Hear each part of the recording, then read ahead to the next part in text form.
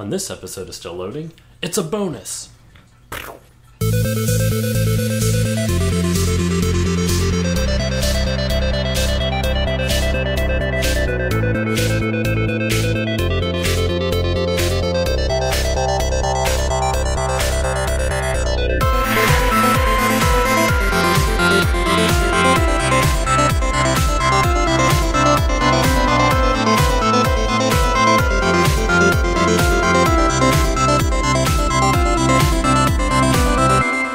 Hey guys, and welcome to this bonus episode of Still Loading. It's Josh, and guess who's back? Justin! He's one of the originals. So, today, as you know, I've been doing the 40 for 40 series, which I'm just going through one by one of a game box of 40 NES games. But I decided to throw a little bonus in. This will be an off-week episode.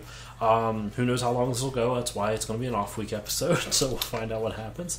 So, I like to do this experiment every now and then, where I basically set myself like a $10, $15 limit, and I go to a retro game store and I find two games I've never heard of before. They look bizarre and weird, and I wanted to give them a try. And today, Justin and I both did that, and today we got Tinstar for the Super Nintendo, as well as Hey Punk, Are You Tough Enough? Well, it's just Tough Enough. Tough Enough for both for the Super Nintendo. So, what I usually like to do, Justin, since I don't know if you've heard any of my more recent episodes, but I like to talk about some of the art on here. Now, we don't have these in the boxes, and that's what I normally like to go into. But I am seeing, so I'm looking at, let's start out with Tinstar. So Tinstar here, first of all, he's fucking weird looking. I would have never have guessed it was a Western. I probably should have, though, because you can kind of see a stagecoach there. Yeah, stagecoach, the horse, yeah. Some hints to the Western vibe. Just a little bit. So, he's got like a bronze star in the background. He's riding that. I think that's supposed to be his horse right there. Yeah. But horse slug mashup. It's a strange one. But so the gameplay is pretty much a shooter. It's a rail shooter. It's an Old West rail shooter. Yeah, which I think it was the last genre we were expecting from this game. Yeah, I thought it was going to be a platformer. Yep.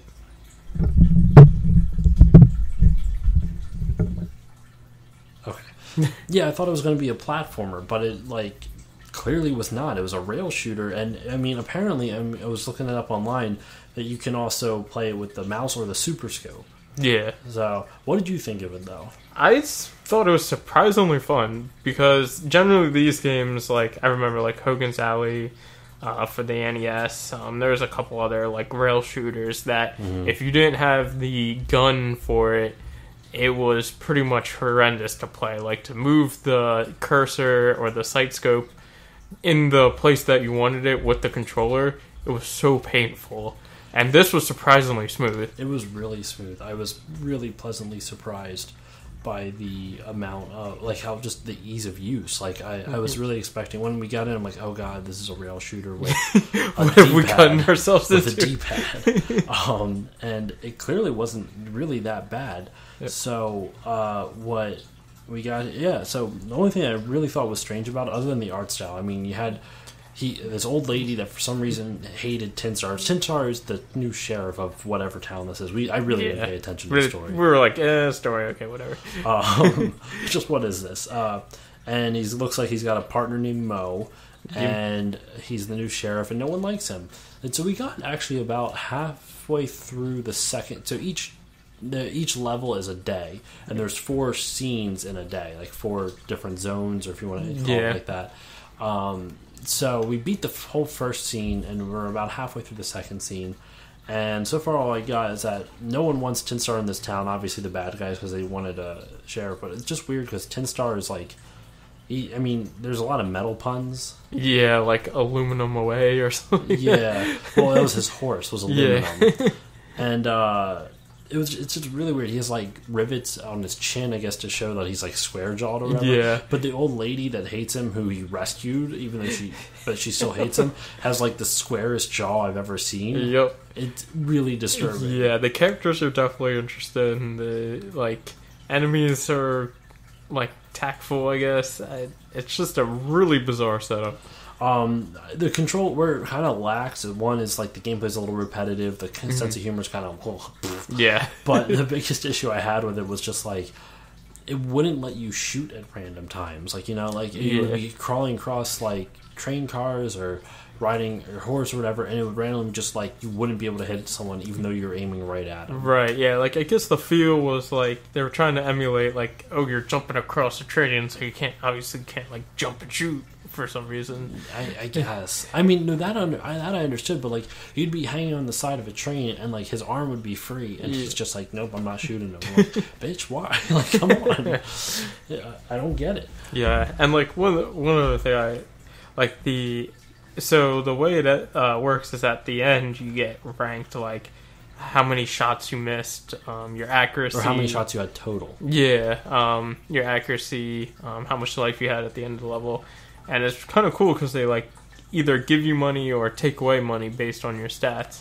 I thought that was interesting. Yeah, I just wish they did more with it because the only thing so far we've seen is that it costs money to save your progress. So but they don't actually take any away. It's like $20,000 to save, but every time I use it, you still have like $20,000. Like it doesn't go down. Yeah, it was a cool theory, but I guess it would have been a lot better if it was like you go to a shop or something, you can like upgrade weapons or get like power ups.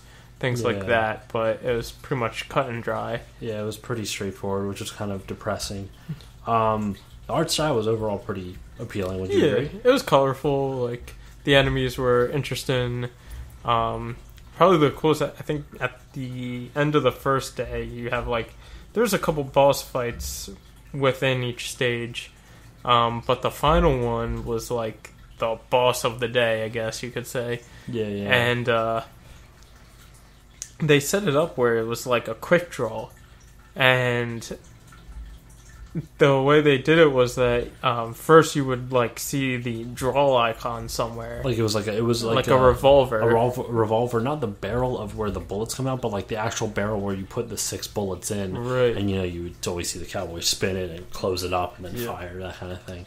But like you had to shoot that first, and then as soon as you shot that, you had to shoot the boss before the boss shot at you. So it was like very like you felt like you were in a quick draw. It worked really well. Like, I mean, I'm amazed you could do it with the controller. I feel like it would make more sense to do with, like the super scope. And I don't know how you would, because I think it was a freaking bazooka. Yeah. And like you have this giant over the shoulder thing. Like, all right, let me do a draw the bazooka. All right, let's see who can shoot this bazooka faster. I would pay to see that actually. Like a quick draw turn.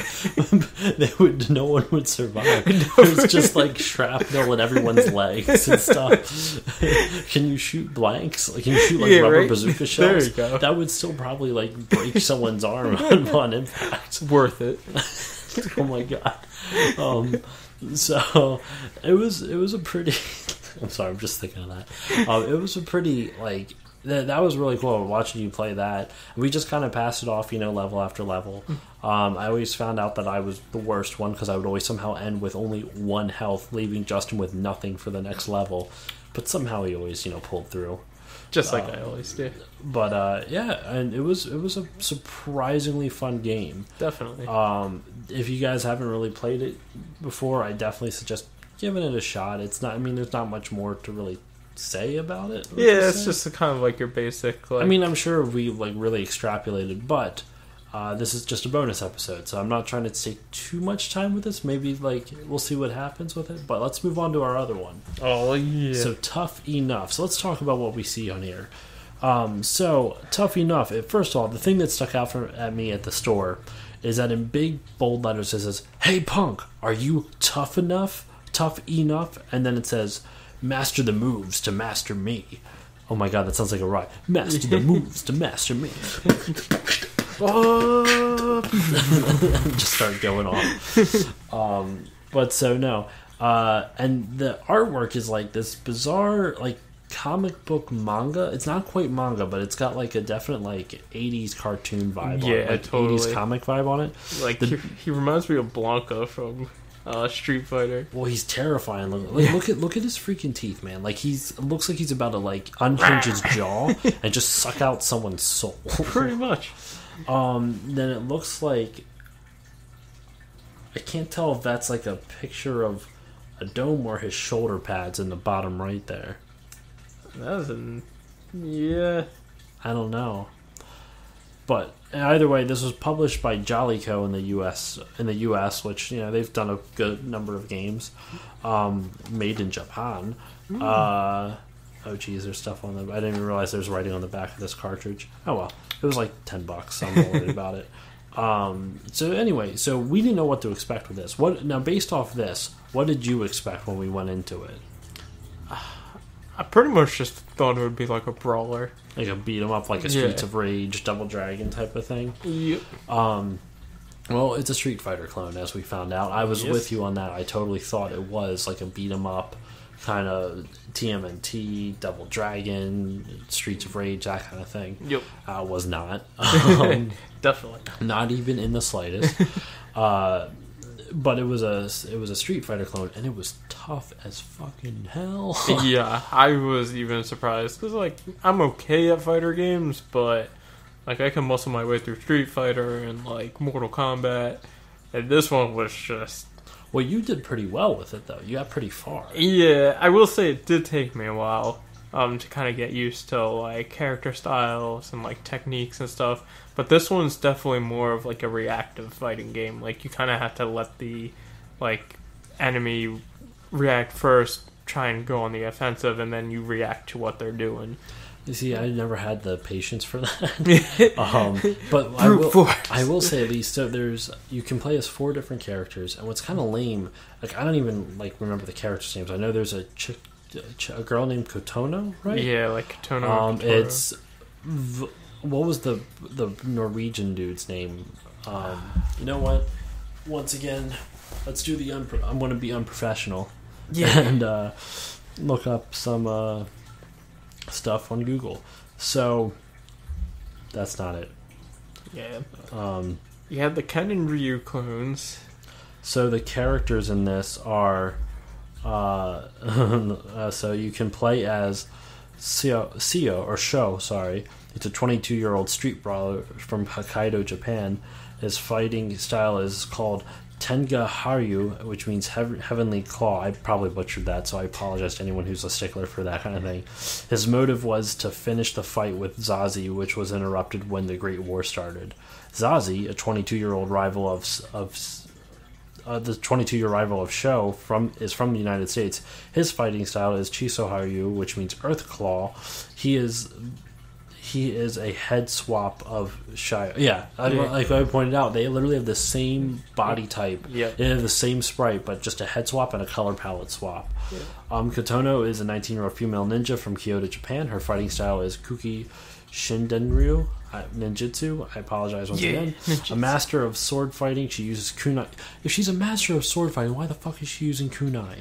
The whole time. She's a master of sword fighting and she's using kunai. Throwing knives and kick attacks. Her motive is revenge on Jado, who killed her father. We don't know who Jado is. Nope. Vorts, that's the dude. He's a 31-year-old professional wrestler from the Netherlands. Nicknamed Shishio, King of Beasts. His fighting style features several slamming moves. He is searching for someone nobody knows. Wikipedia, you're amazing. So once you beat those, you choose one of those 3, and then you fight them all. So you have to be the best of the 4 of them. So obviously you only fight 3 because you're one of the 4. So then you go up the tower and you trying to fight the king. So actually, Justin, you were pretty close. I think I was right there. Yeah, you were right. Oh my god, dude, you were at the. There's no way you're at the... Oh, no, yeah, you weren't at the final boss. This isn't in order. Yeah. I was surprised for a second. So, some of the CPU opponents are then Beans. He's my favorite. 25-year-old punk and street fighting champion from the Bronx. You have Dolph, a 34-year-old. This was our favorite guy. Yeah. Dolph was a 34-year-old former Libyan military commander, now an assassin and mercenary who fights with a large knife and a rocket launcher. But he doesn't shoot the rocket launcher. No, he just smacks you in the face with and blocks with it, Yeah. which I think is really dangerous for him. Like, only a little bit. I really feel like that's going to explode on him. But that's just me. Then you have Rei Mizuno, a 19-year-old Kenpo expert, a magician from Japan. She has the ability to summon spirits, which aid her in combat. Did you beat Rei yet? I don't think you reached her. No, I did fight another thing. Gadget, a 28-year-old pro wrestler from Australia. Gadget once accidentally killed an opponent and was barred from the sport, only to discover that he liked killing. He is actually a former friend of Vort's. My guess is that Vort's has to kill him. The funny thing is, his sprite is exactly the same as Vort's. Yeah. Just head swap again. Once again, Shiro, an extremely fast, that's the guy you couldn't beat, an extremely fast and agile ninja from Japan. His fighting style is Iga Nujutsu, and he uses a sword and magic attacks. That's for damn sure. Yeah. Oh my gosh, that lightning attack he used. Yep. So this guy Shiro uses a lightning attack, and it's garbage. It's complete actually, garbage. that's the next guy. Shiro is the ninja with the sword. Who's the dude that had the lightning attack? Was that was like the German guy with the rocket arms. Yeah, so that's K's. That's the next one. That's right, K's. He's a 29-year-old cyborg from Germany. His weapon of choice is binocular, which has some good range on attacks. You beat K's though, but you couldn't. No, I didn't beat K's. I beat the ninja. You beat the ninja. You couldn't beat. Okay, K's. Yeah, I remember. With the ninja, you died a couple times. Yep. But then you made it to K's, and he's almost got remember Zhang He from Dynasty Warriors? His arms are kind of like long versions of that. Yep. But garbage. Yeah, pretty much. Like his one move, you literally cannot dodge it. You have to block. There's no way to dodge it unless you attack him. While he's getting ready to do it. Yeah, because it creates a wall of electricity straight up. You can't jump over it. You can't duck underneath it or anything like that. Yep. You just have to block it or hit him before he does it. Yep. And if you garbage. block it, it still hits you 3 times. So it's a really freaking tough game. Yep. Hence the name, Tough Enough. Are you tough enough? And then you have the final guy, which is Jado, which we never even saw. Nope. So apparently in Japan it was called Dead Dance, but when it came to the US, it was Tough Enough. Yeah, the letter probably. E specifically, Tough Enough. The controls were pretty solid though. Would you say? Yeah. It wasn't clunky controls or anything. The basic fighting moves, like you have your quarter circles, half circles, special moves, your blocks, jumps. I don't like how the blocks work because you have to move backwards to block, and it's always just really awkward to do. Yeah, I wish they had just a dedicated block button in most fighting games, because it's alright, you're holding back, you're blocking. I'm sure they do now. Like we said, we're not big into fighting games. Yeah. I did do an episode with my friend Jay, like I said. For those of you who remember, he's ranked pretty highly in the Soul Calibur community, in Soul Calibur 4 and 5. He's since he has a full-time job, he doesn't have time to practice anymore, so he's been unfortunately not happy with, he wants to get better. I don't know what his performances have been like. I'm sure they've been fine, but he's told me, he's like, I need to keep practicing. But full-time jobs, man, they suck. They get in the way of everything. Adult responsibilities. The moment you always look for I just want a steady job, and then you get a steady job, you're like, man, I hate this. I want to play video games again. Pretty much. But so it was pretty much a Street Fighter 2 clone. Solid controls, graphics were appealing, other than the fact they were kind of lazy with the head swapping it with a lot of characters. Yeah, and the special moves were kind of your basic sprite animations, nothing too fancy. But for 1993, I'll take it. Yeah, that's when it came out. So, do you have anything left to say on it? No, man, that's pretty much you're just running the mill fighting game. But all right, well, thank you for joining me for this short episode, Justin. I know we only went about 18-20 minutes or so. Always a pleasure. So thank you for stopping by. You can please rate this podcast on iTunes just so it can reach more people. Review it, subscribe it, rate, review, subscribe. You can find me on Twitter at StillLoading. at StillLoadingPod, excuse me, on Facebook at StillLoadingPod, and also on Instagram at StillLoadingPod. Justin, is there anything you would like to remember? Any social media stuff you want to broadcast? I mean, I know you have your personal ones, but I didn't know if you really wanted them out there. Yeah, I'm just on Instagram at jfeds88.